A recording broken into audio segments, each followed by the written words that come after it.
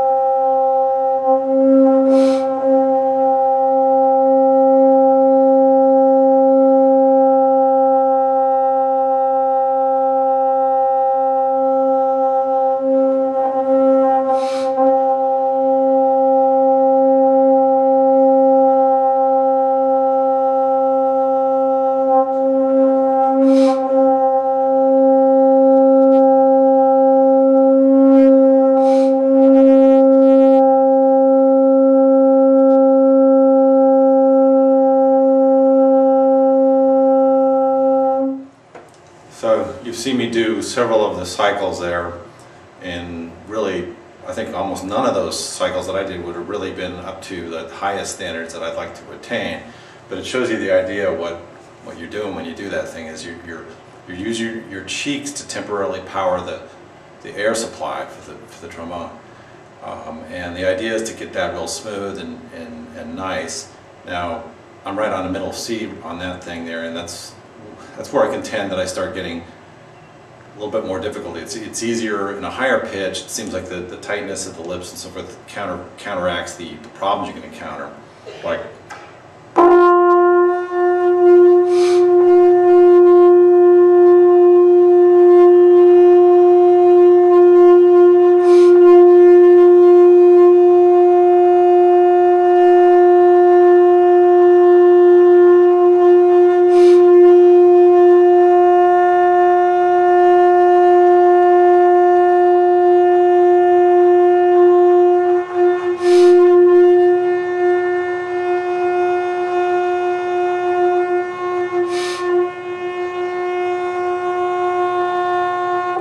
but nonetheless, even on the lower ones, a C, and maybe even a B flat, I've noticed that when I'm in a section, it's really not that noticeable. There's a slight fluctuation in the tone as you're running along there.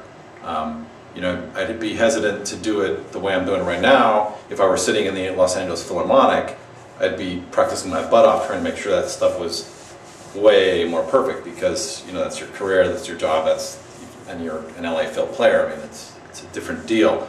But you know, for a guy that does this part-time, I think this is pretty good. And the important point here is that it shows what circular breathing is. It's not some kind of miracle or a strange thing. In a way, it's a little bit similar to juggling. It's a coordination kind of a problem. And as I said, I practiced it when I've been blowing onto my finger, making sure that I had a steady stream going onto my finger there, doing all that stuff. And then of course you have to get it onto the horn and get it to work right. So good luck to all those people out there, the intrepid musicians who are going to try to do circular breathing. Good luck. And Merry Christmas.